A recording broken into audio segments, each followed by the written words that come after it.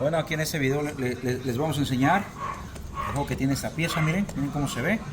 Entonces nos comenta el cliente que no tiene mucho que le hicieron el cambio de valero. Vamos a ver cuál fue el problema. Vamos a retirar esta parte.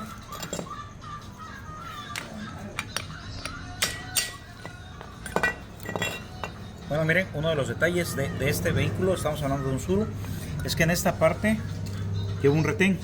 Como se pueden percatar, miren, no trae el retén. Entonces ese fue uno de los detalles por el cual se dañaron. Ya conseguimos lo que es el valero, que es este, como se muestra.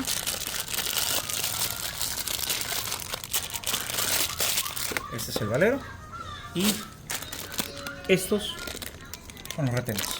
Esperen para que vean la instalación. De esta manera vamos a extraer el valero con la prensa. Ahí estamos quitando el valero.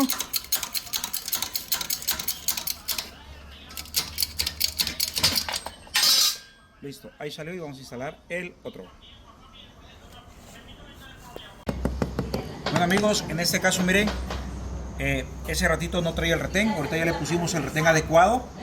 Ya le pusimos el retén y vamos a ponerle la masa.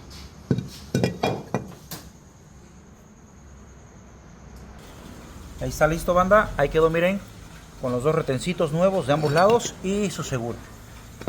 Entonces ahí quedó y armar.